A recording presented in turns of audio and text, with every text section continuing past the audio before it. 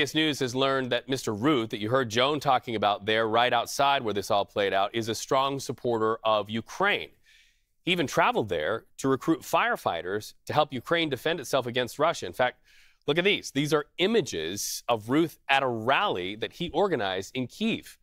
CBS News senior foreign correspondent Holly Williams was in contact with Routh for more than a year. Watch.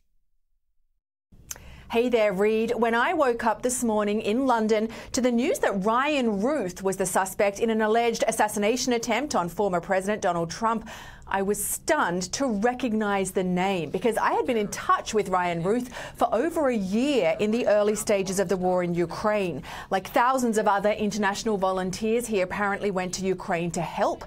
I do not believe he was fighting himself, but he had put up signs in Kyiv, Ukraine's capital, offering to help other foreigners find places in Ukrainian battalions.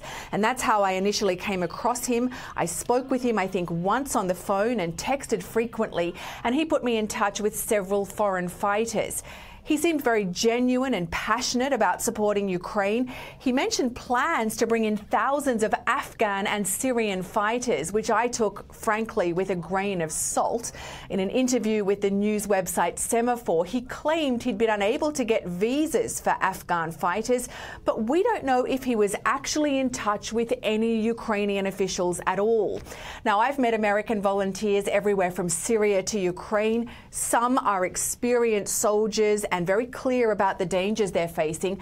Others seem less well informed and their motivations can at times be confused. And to be honest, Ryan Routh did seem at times to be fairly naive. At one point, he sent me an audio track of a song he'd apparently recorded about the carnage caused by the war in Ukraine.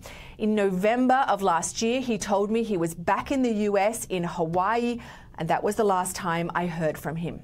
Reed. Wow, you cannot write this stuff.